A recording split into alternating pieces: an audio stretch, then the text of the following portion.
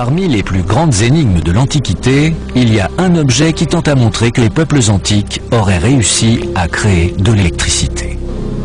L'idée semble inconcevable, mais on a retrouvé un vestige exceptionnel à Bagdad en 1936.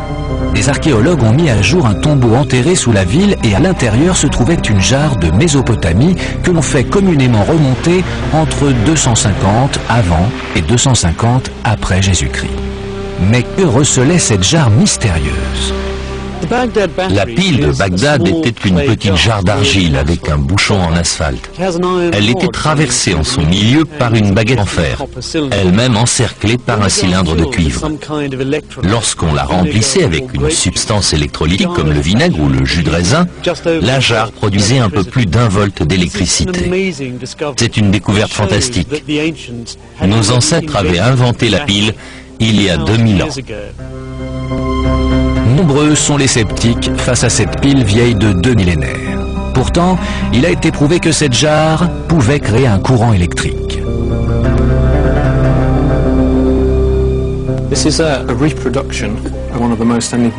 Voici la reproduction de l'un des objets les plus mystérieux de l'Antiquité. Ce récipient en céramique a été trouvé aux abords de Bagdad dans les années 30. En l'étudiant, on a découvert 2 pièces métalliques, un tube de cuivre et à l'intérieur une tige de fer. Ces 2 métaux produisent de l'électricité. On ne pensait pas que les gens de l'époque avaient compris ce phénomène. Et il s'agit effectivement d'une pile, ce qui est l'une des explications possibles. Alors elle précéderait Volta et Galvani de 2000 ans. Mais pouvait-on vraiment s'en servir comme d'une pile? Si l'on compare la pile de Bagdad avec les premiers modèles qui datent de 120 ans, on trouve certains points communs.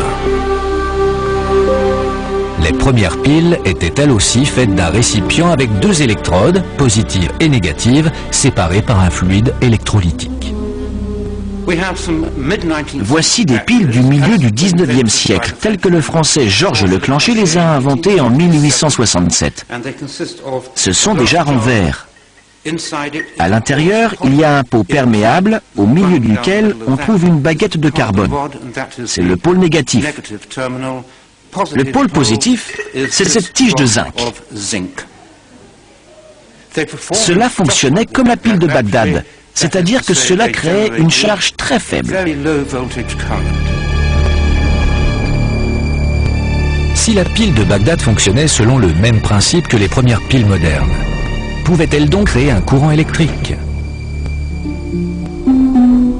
On a décidé de recréer la pile de Bagdad en utilisant des matériaux qui soient les plus proches possibles de ceux d'origine. On prend un tube de cuivre dont on se sert habituellement en plomberie et qui a le même calibre. La tige au milieu est en acier et non pas en fer, car il est difficile de se procurer du fer pur de nos jours. En ajoutant le vinaigre, on va voir si on peut reproduire le voltage de cet objet. Une substance électrolytique, comme le vinaigre, permet aux ions de circuler entre les 2 pôles. Les particules sont attirées par la polarité inverse et cela crée un courant électrique. La tige de fer sert de pôle positif et le tube de cuivre de pôle négatif. En branchant un petit haut-parleur, on peut entendre la réaction électrique. Si l'on branche un voltmètre sur la pile, il indique un courant d'à peu près 1 volt. L'usage de cette source électrique fait l'objet de beaucoup d'hypothèses. On l'utilisait peut-être pour la médecine ou pour la religion, mais certains doutent même que ses propriétés électriques aient été utilisées. On aime tous les grandes histoires, et la pile de Bagdad en fait partie. Mais en tant qu'archéologue, je n'y crois pas vraiment. Je ne dirais pas que c'était une pile destinée à fournir de l'électricité, mais plutôt un assemblage rituel de différents objets dont on ignore les détails, mais qui aurait nécessité tous ces éléments. Mais il y a une hypothèse que de nombreux spécialistes considèrent comme la plus probable quant à l'utilisation de la pile de Bagdad. La pile de Bagdad ne produisait pas beaucoup de courant, à peine plus d'1 volt, mais c'était suffisant pour plaquer de l'or sur de l'argent. Ce que la pile de Bagdad prouverait alors, c'est que l'électrolyse est une découverte très ancienne. On considère l'application d'un métal par électrolyse comme un procédé moderne, mais pile de Bagdad a peut-être permis à nos ancêtres de maîtriser cette technique.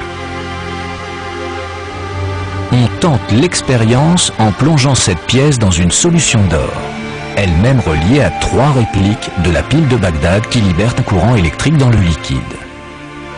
L'or est attiré par l'objet et au bout de quelques minutes, la pièce en est entièrement recouverte. La pile de Bagdad semble prouver l'idée incroyable selon laquelle des gens qui vivaient il y a des milliers d'années pouvaient créer de petits courants électriques.